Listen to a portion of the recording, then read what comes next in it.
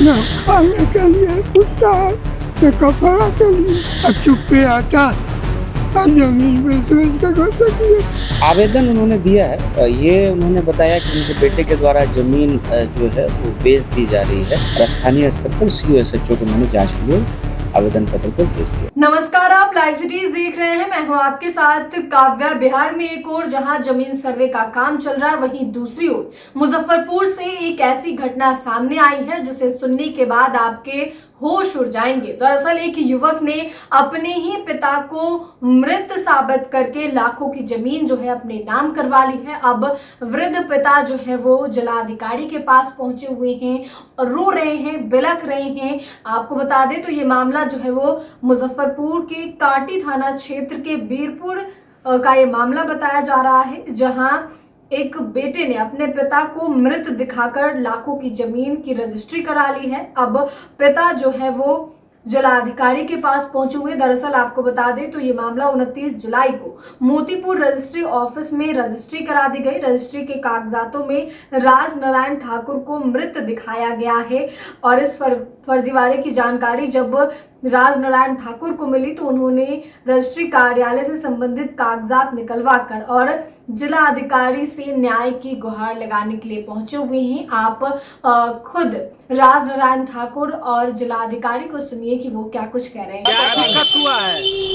दिक्कत है जो उनको कोई पूछता नहीं, न खाने के लिए पूछता है, न कपड़ा के लिए।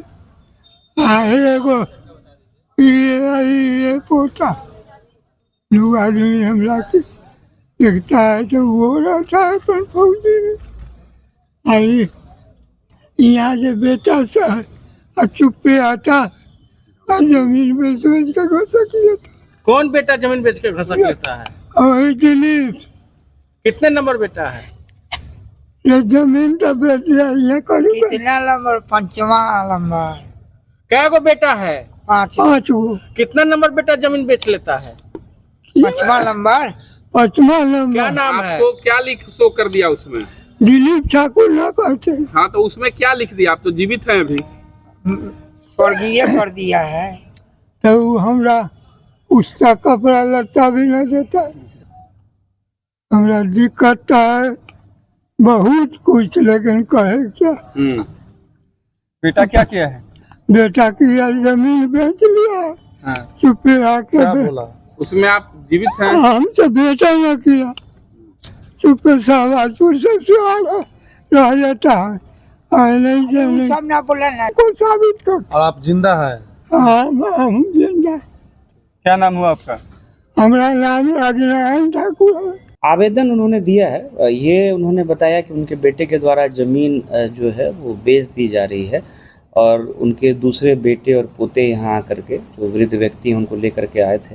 तो इसमें मैंने सीओ और एसएचओ को बोला है कि जांच करके रिपोर्ट देने के लिए, और मैंने सुझाव भी दिया है कि सभी भाइयों के बीच, मतलब उनके जितने भी बेटे हैं, संभवतः 5 बेटे हैं परिवार में जो आवेदन में लिखा हुआ था, सभी लोग बंटवारा भी कर लें आपसी सहमति से। बहुत आसान है, 100 रुपये के स्टैम्प पेपर पर उसका शुल्क ही है 100 रुपया, आसानी से किया जा सकता है। अगर आप स्वयं अगर एग्री नहीं होते हैं सभी पक्षकार, तो कोर्ट में फिर पार्टीशन सूट का मामला बनता है। उसमें पार्टीशन सूट में भी जो है बंटवारा की जो डिक्री होगी उसको हम लोग कंप्लायंस कराएंगे। लेकिन लोकल स्तर पर हम लोग पहले प्रयास करेंगे कि सीओ और एसएचओ जो है सभी पक्षकारों से बात करके एक समाधान निकालने का प्रयास करें।